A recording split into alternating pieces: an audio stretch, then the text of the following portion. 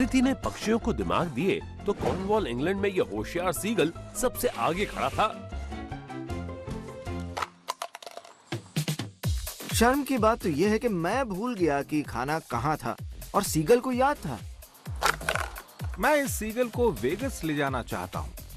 ख्याल अच्छा है साद, लेकिन ये छोटी छोटी आंखों वाला पक्षी एक चालबाज इंसान को कैसे हरा सकता है?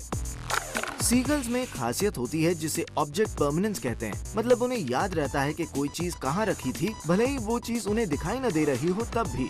उसे सिर्फ कप को फॉलो करना है। और ये हमेशा कैसे जीत जाता है? सीगल्स जैसे पक्षी चलती फिरती इमेजेस को बहुत जल्दी प्रोसेस कर लेते हैं, जिसे कहा जाता है फ्लिकर फ्यूजन रेट। ये बेसिकली वो रेट होता है जिस पर आप उन चीजों को देखकर उन्हें समझ सकते हैं। इंसान के लिए ये करीब 24 इमेज पर सेकंड होता है। सीगल के लिए ये 90 से 100 इमेजेस पर सेकंड के आसपास होता है। मतलब जब वो तेजी से हिट हुई चीजें देखते हैं तो इंसानों से ज्यादा डिटेल पकड़ सकते हैं। इसका मतलब कोई भी इन कप्स को इतनी तेजी से इधर उधर नहीं कर सकता कि सीगल धोखा खा जाए।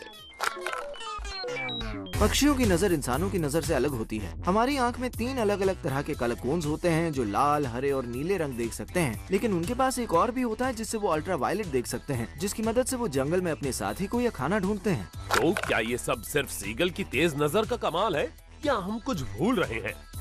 कप्स थोड़े बहुत ट्रांसपेरेंट से हैं, इसलिए हो सकता है कि सीगल कप के अंदर रखे खाने को देख सकता हो। इसलिए इसमें कोई बहुत हैरानी की बात नहीं है कि सीगल खाने का पता लगा लेता है। मैं जीत गया। लगे रहो दोस्त, लगे रहो। कैक्टस को इतने दर्दनाक कांटों की क्या जरूरत है? कैक्टस बेसिकली पानी से भरा एक पौधा है जिसमें 100% पानी होता है। इसके चारों तरफ नुकीले कांटे होते हैं जिससे कोई रेगिस्तानी जानवर इसे खा न सके और उसे इसके अंदर का पानी न मिले। ये कांटे बहुत सख्त और नुकीले होते हैं क्योंकि इनमें सेल्यूलोज होता है। सेल्यूलोज में बहुत ज्यादा क्रिस्टलिनिटी होती है, मतलब कांटों के साथ एक ही डायरेक्शन में उतने ही लंबे मॉलिक्यूल्स होते हैं और वो चिपचिपे पदार्थों से आपस में जुड़े रहते हैं जिन्हें हेमीसेल्यूलोज और लिग्निन कहते हैं। बेहद मजबूत जोड़ और लंबे मॉलिक्यूल्स की वजह से वो बहुत पतले और नुकीले होते हैं। हाँ, आओ। कैक्टस डर्बी में जल्दबाजी महंगी पड़ सकती है। शायद कैक्टस के कांटे चुभने के लिए सबसे बुरी जगह मुंह ही होगी। मुंह में न सिर्फ बहुत सारे पेन रिसेप्टर्स होते हैं बल्कि वहाँ स्किन भी नहीं होती जो आपको बचा सके। मुंह और होंठ पर म्यूकस मेम्ब्रेन्स होते हैं जो स्किन से भी पतले होते हैं और ये कांटे उस मेम्ब्रेन के आर पार होकर सीधे हमारे मुंह के अंदर पेन रिसेप्टर्स में चले जाते हैं। इसलिए शुरुआत में वो दोनों स्ट्रगल कर रहे थे। ये रो रहा है। मुकाबला टक्कर का है।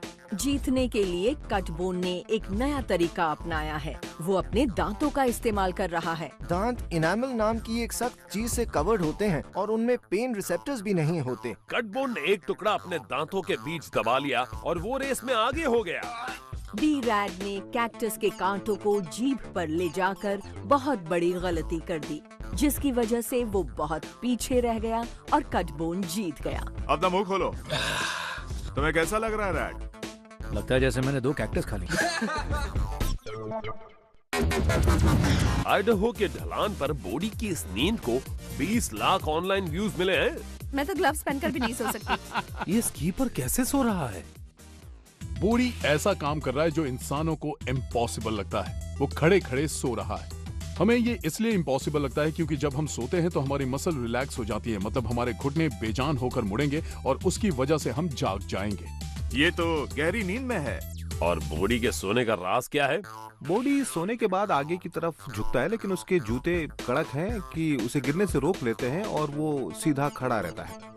जब बॉडी आगे की तरफ झुकता है तो उसके पैर का निचला हिस्सा जूतों से टकराता है और उसके घुटने मुड़ नहीं पाते, इसलिए वो आगे नहीं गिरता। लेकिन जैसे ही वो पीछे की तरफ जरा सा झुका तो उसके घुटने मुड़ गए, उसके मसल्स रिलैक्स हो गए, इसलिए जूता उसे रोक नहीं पाया और वो गिर गया। ये वीडियो वायरल हो चुका है।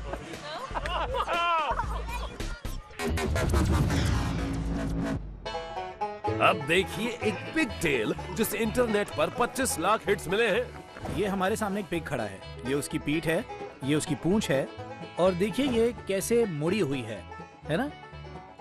अब इस जादुई उंगली को इसकी पीठ पर यहाँ से नीचे की तरफ ले जाते ही देखा आपने क्या हुआ? के पास वाकई कोई स्पेशल टच है? रीढ़ की हड्डी? या इसमें कोई साइंस है? ये बताएंगे हमारे साइंटिस्ट। जब ग्रैहम पिग की रीढ़ की हड्डी पर उंगली फेरता है तो पिग की स्किन के नीचे की मांसपेशियों में सिकुड़न आती है, जिसकी वजह से पूंछ सीधी हो जाती है। ये पेनिकुलस रिफ्लेक्स है जो बिल्कुल उसी तरह होता है जैसे कोई अगर आपके घुटने पर मारे तो आपके पैर बाहर निकलकर सीधे हो जाएं। वैसे पूंछ के खुलने से हमें एवरेज पिग के बारे में क्या पता चलता है?